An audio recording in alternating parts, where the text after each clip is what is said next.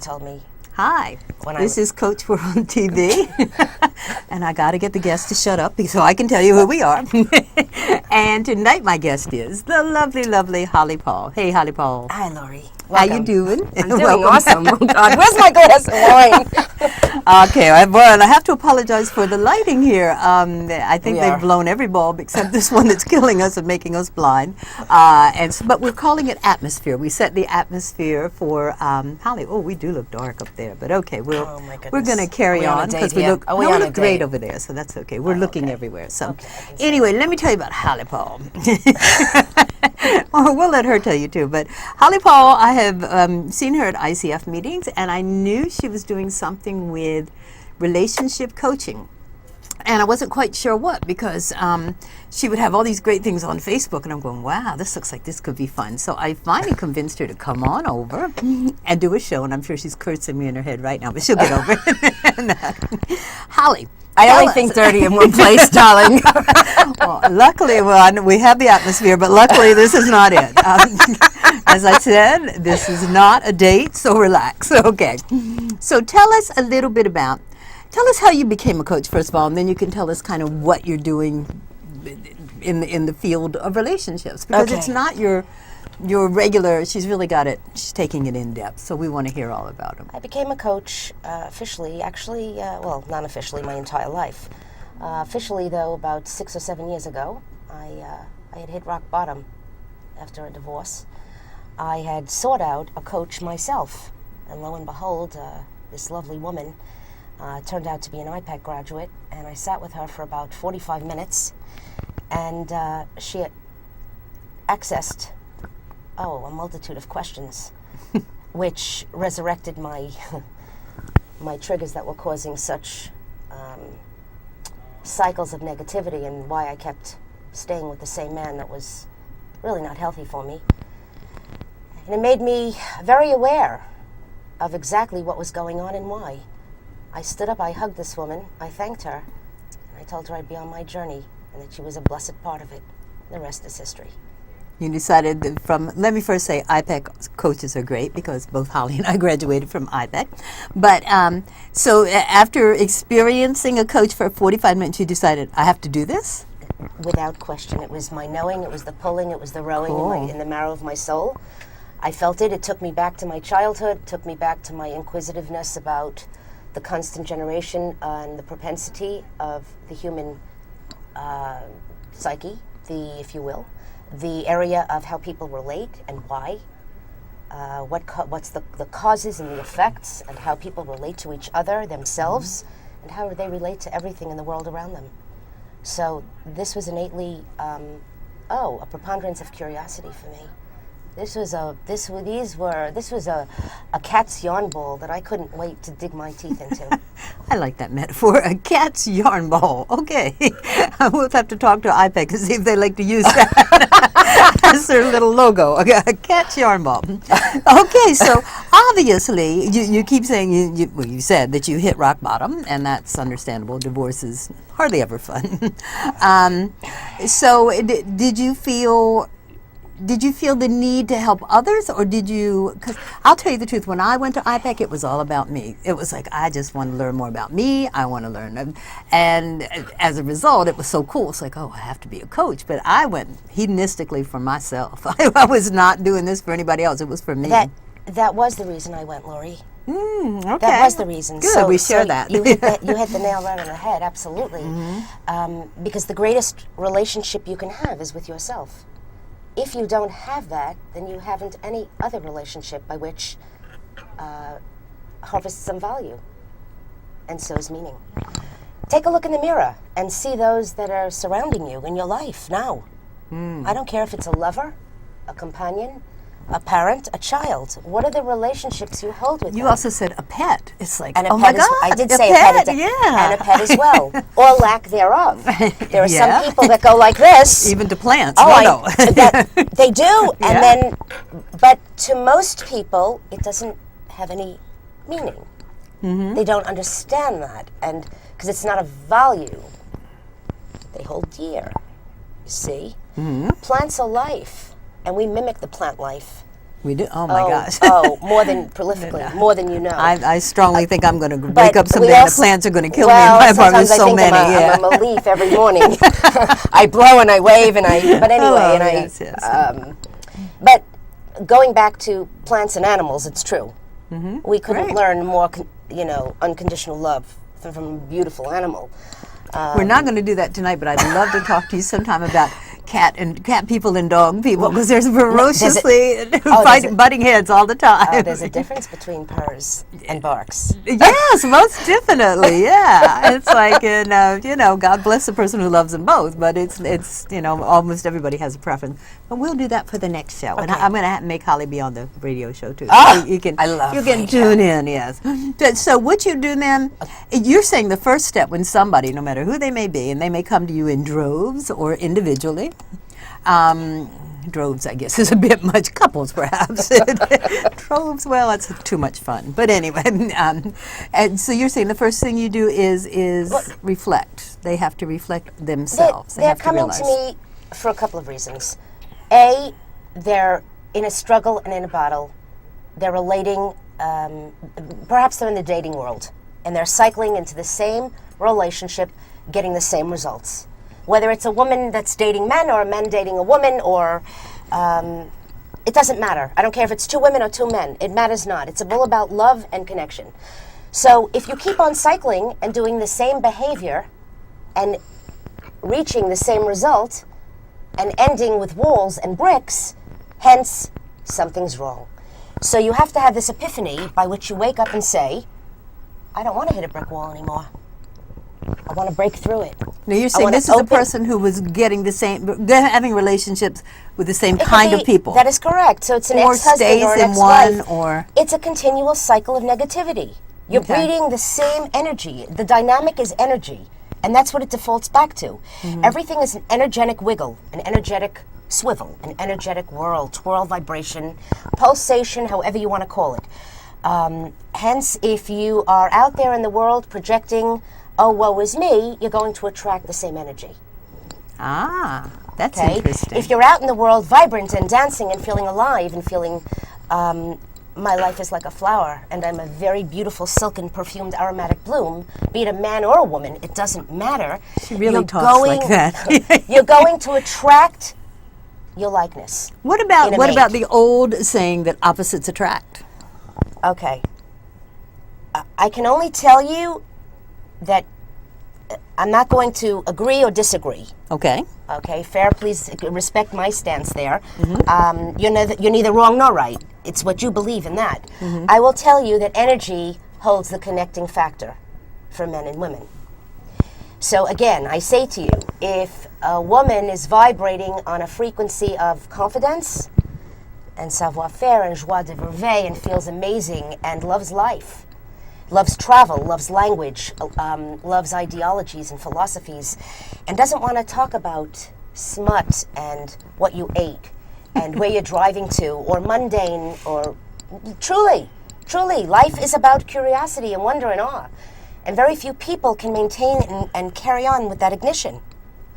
And so, hence, gravity permits and allows and gives permission to those people to move together in those spatial dimensions, as well as the other folks who thrive on, do you know what your neighbor did?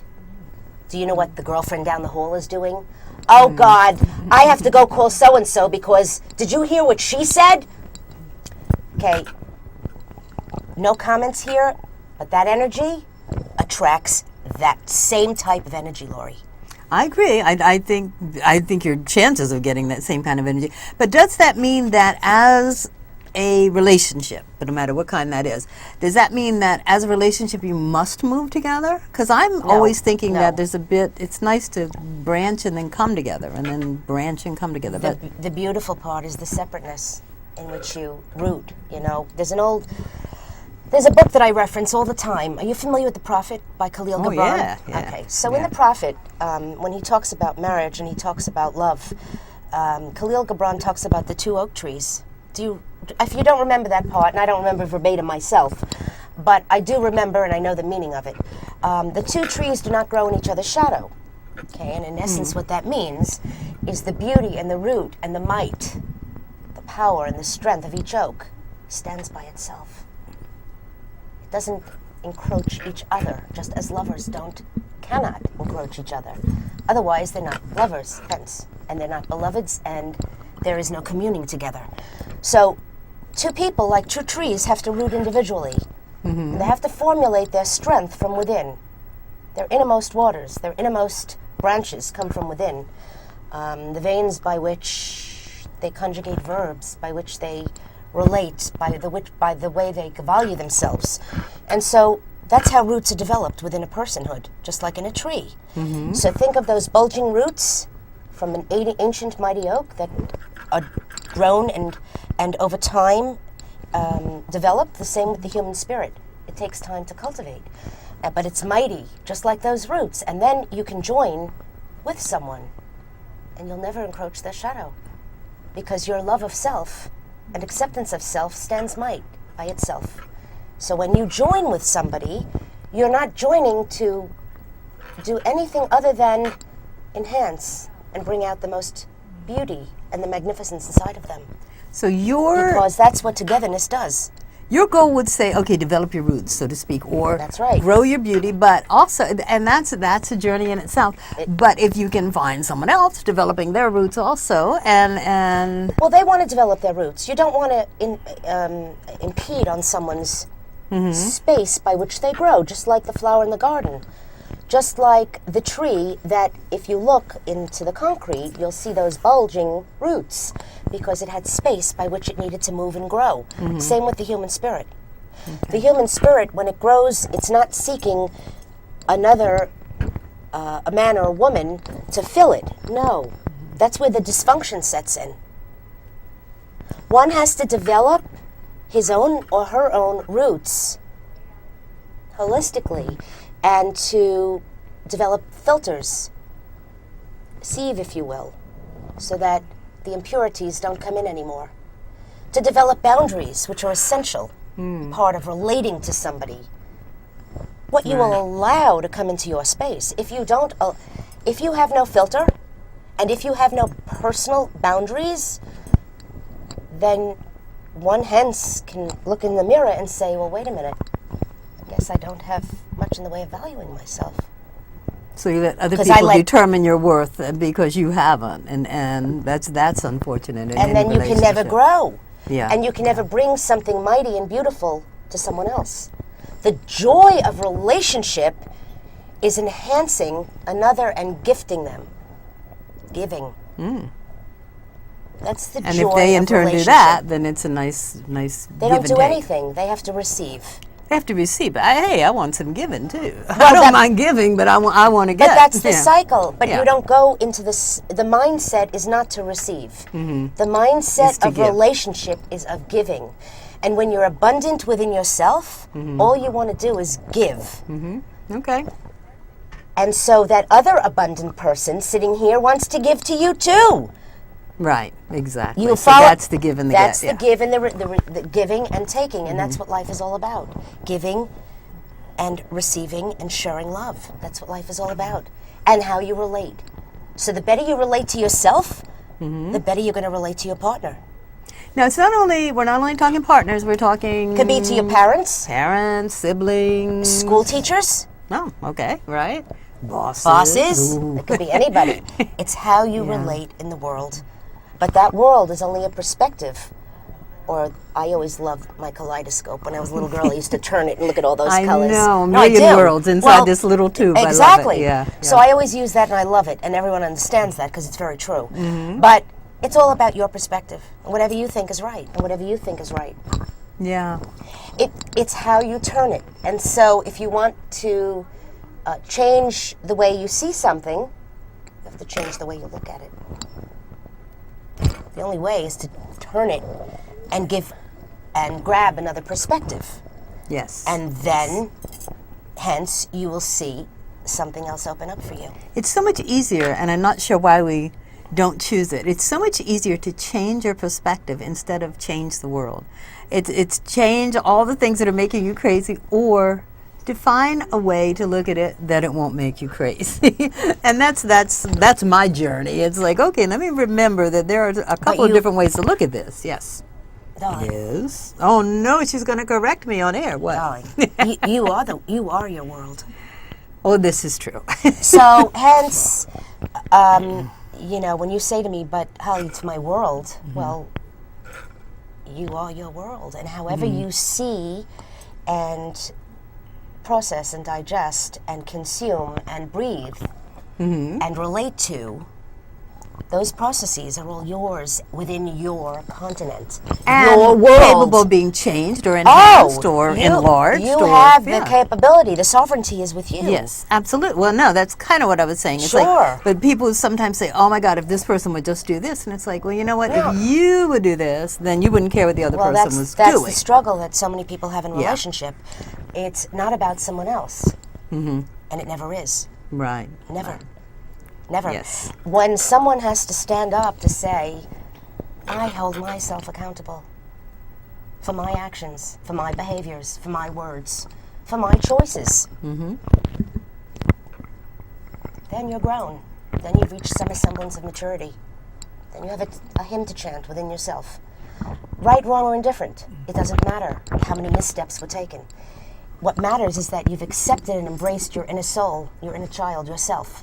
You've developed a love and an acceptance for your core being, saying, yeah, so I've had my foibles, I've made follies, I've made missteps. I went the wrong way. I took off course and rode a way I shouldn't have gone. You know what? Let that be a blessing. You can look at it however you like, but even in the dark, there's light. So even in that dark side, and we all have dark energy, we can do that another time.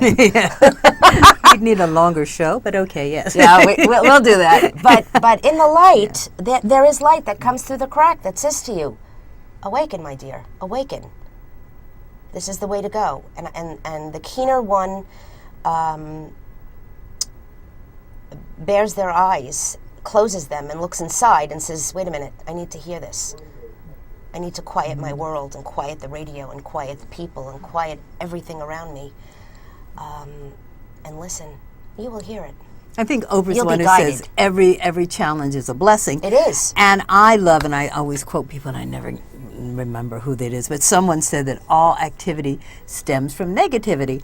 And that makes sense when you think about it, because if you're in paradise, you're not moving. It's like, no, I'm having a good time. Yep. But if you're rock bottom, as you say, then it's like, whoa, it's time for me to reevaluate and, see what's going on here. And the beauty of relation and how you relate is by taking these adventurous chances, you see? So by taking risks, there is no set equation of result. You don't know, but you're living. Yeah. You're living, lady. You're living and assuming you can deal with it, and assuming you can live in a cushy space. You can keep your windows closed. Right. All right? Essentially, I just used a metaphor there, but you can do that. You use many, but it's good. I like metaphors. You can block yourself off, and you can live in a darkened lake and never see your reflection. You won't move. You stagnate, and hence your body will break down, and your cells won't be happy. And that's just the way it works. The mind and body is symmetrically in line and aligned, and they have to be balanced. When they're not balanced, the mind either goes off kilter or the body goes off kilter, and or both. Generally speaking, every thought, every thread, every fiber that emanates from your mind talks to your body without you even knowing it. Hence, when you're breaking down with the flu, I'll give you a prime example. Flus, colds, pains, necks, this, that. Okay? I have a disordinate amount of people that look at me and go, Holly, what are you talking about? But I will tell you, right here and now, every thought you have talks to your body. Oh, yeah, I believe that. When you are broken down and you have a flu, you have a backache, you have this ache, you have that ache, you're at this doctor, you're at that. It's not funny. I know people that are 85 and 90 and healthy and gorgeous. And you know what? I don't mean gorgeous physically, beauty. I didn't mean it that way. I mean gorgeous soul. Dancing, going, traveling, literature, music, opera, going, living, gardening. They are reaping the rewards of a soulful existence. They are not living as a scheduled robotic drone by which I have to be here then and there then and go here and do that. You know, hey, the dividends are what you invest in yourself, period. And that's all about relating. Mm-hmm. It's all about relating. So as much as you put into you is as much as you're going to get out with any relationship that you choose to board and get on. Oh, did you get that? Relationship. Very cool. And because we're both Facebook people, I'm sure you've seen that. You've seen that. I don't know if it's a cartoon, but it's like your dream world exists right outside your comfort zone. So yes, you're right. Get out there and do what you have to do. I'm a firm believer that if your mind isn't smart enough to close you down, your body's going to shut you down and say, you know what? Time to reevaluate. So tell us the three successful or three elements needed in order to have a successful relationship. Well, I know there's there's more. many. There's so many. What are the Laurie. 3 steps that you are The things that I do with couples, particularly with mirroring, validating, and empathizing. Tell us, define mirroring. I think we all mirroring. Mirror- I think we all can get a clue, but give us an Okay, well, example. a mirror. If you think about a mirror, it's your reflection, what you're seeing back at you. So when you're mirroring with your partner, I don't care if you're together a year or 30 years. The length of time doesn't matter. What matters is that they've been heard. And for most couples, they're not being heard. The husband or the wife or whoever's in the relationship fails to be heard, and it builds frustration over time, which decays emotional intimacy. So, if someone says to you something like, well, should we give an example or? You can. Well, I don't know. Keep it clean. Oh, I better not. Okay. But whatever your partner's saying to you, for some reason, let's just say you're constantly bickering and arguing over something. You need to realize they're not being heard properly, or they wouldn't still be arguing with you. So when you mirror back to them, what you're essentially doing is saying, hey, listen, darling, am I hearing this? Blah, blah, blah, and say what it is. What you hear, they need to hear that you say it back to them. That's called mirroring. Even though in your head you may be, oh my God, is he saying that again? No, because it's like they cannot read your mind. Exactly. Nobody's a mind reader. The greatest lovers in the world are not mind readers. Right. You need to mirror your partner. They need to think back when you mirror them and say to them, is this what you mean? Oh my God, she finally got it, or he finally got it. Essential. It's so powerful, mirroring. And not to be confused with saying, okay, I agree with what you're saying. 'Cause No. You're not doing that. You're just saying, I'm hearing what you're saying. Right. This is not about agreeing. This Yeah. is not about agreeing. This is saying, I'm hearing you. Or letting them know they've been heard by virtue of you saying, is this what you're saying? And they say, oh my God, my partner finally got it. Yeah. The second part is validation. Now, once they've been heard, they need to be internally affirmed.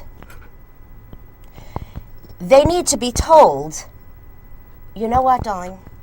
I now understand for all this time how you came to think that and why. And now it makes sense. You're still not agreeing with them. Right. This is not about right or wrong. This is about hearing your partner. This is about mirroring so that they know they've been heard. This is about affirming why they said what they did, because now it makes sense because you're hearing them. Again, it doesn't mean you're agreeing. Mm-hmm. Okay. But what you're saying is, I can see why you would say that. I can see how your thoughts and sensibilities came to you into thinking that way. It now makes sense to me too. So you're internally affirming someone. That's also very powerful. Yes, yes. Now, not only do they feel heard, they feel valued. tremendous. And very important in a relationship. Absolutely, to be valued. Yes. And the last step is empathizing. And empathizing requires an enormous amount of maturity. Not something the average couple's going to be able to reach, because the average couple, even after mirroring and validating, is going to have this defense. Somewhere a wall's going to start going. Because if you Something's take it going to creep personally. up. Right, Yeah. right. And most people haven't learned to detach from taking it personally. And we all know the book Four Agreements. Yes. Okay, yes. which was Take a nothing personally. I think that's number 3, taking- right? Yeah, right. Yeah. One of our masteries, we had to read it. Yes, yes. Okay, so most people don't understand not taking anything personally. They say they do, but they don't. Because well, it's true. It is. It's absolutely true. It's got to do with emotional triggers, and it goes back to childhood, and it not for tonight. No. But empathizing. We're going to have many, many shows after this. yes. Empathizing will say, after someone's been heard and affirmed, now you're going to acknowledge what they said in your interpretation by responding to the feelings around their thoughts.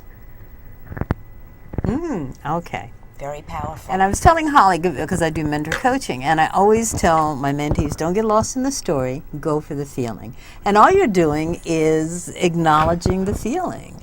And when I fight, and I do occasionally, it's like, you can't tell me how to feel. It's like, you can tell me anything else, you can't tell me how to feel. My feelings are valid. So you have to tell us, because we only have like a minute God, left. Are you kidding? I'm not. Oh, no, I feel like I just got on here. No, you did. Oh, my God. But tell people how they can get in touch with you. She has something called Love Light Coaching. Yes, on Where would they find you? Facebook, Love Light, LOVE, coaching, one word.